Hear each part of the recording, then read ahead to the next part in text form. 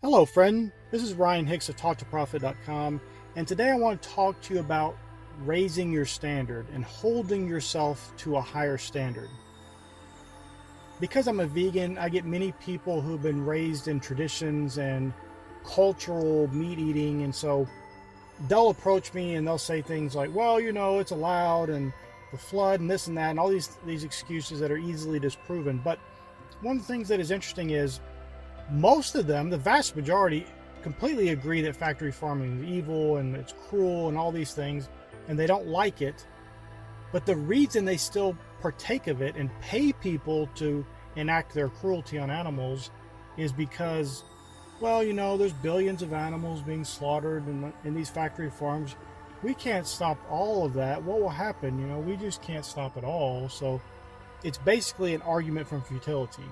But think if people in the United States, back when slavery was legal, if they had the same approach to things and said, well, slavery is legal and there's just too much of it and we can't stop it, so we might as well own a slave too. That's the basic mentality people have approached things with.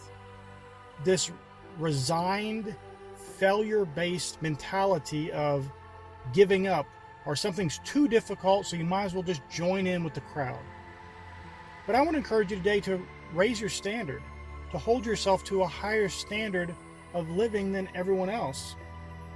Just because everyone else is rolling around in the mud doesn't mean you need to join them. There's too many people holding themselves to low standards, and then they wonder why they don't have the finances, they don't have the happiness, they don't have the joy, they don't have the relationship with God, or anything that they want in life.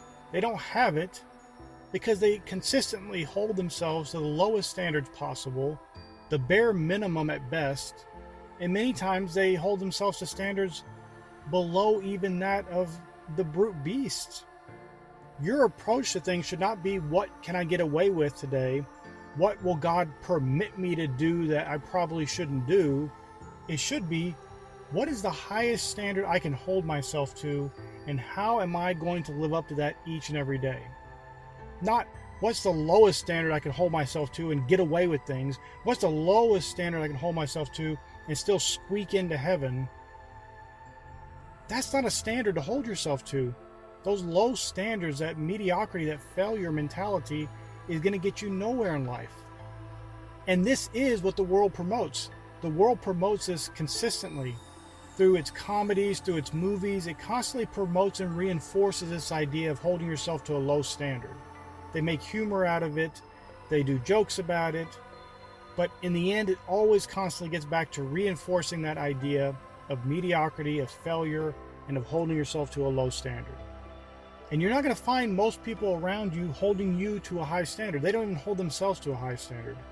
You're going to have to be the one that rises up and holds yourself to a standard that is above what most people do. Now, it's not about comparing yourself to other people, but if you look around and you're doing what everybody else is doing, you do not have a high standard in life. You simply don't.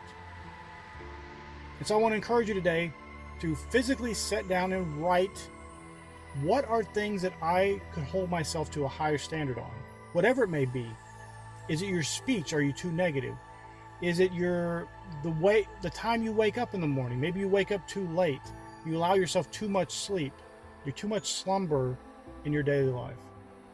What are ways you can hold yourself to a higher standard? And then go about throughout your day holding yourself to that higher standard. And if you fail, just get up. The righteous man falls 7 times and he gets up. He keeps getting up. He doesn't fall forever. He gets up. So get up and continue on holding yourself to a higher standard, and watch the dramatic improvement in your life you'll see each and every day. My friend, I pray this is a blessing for you. May God bless you richly.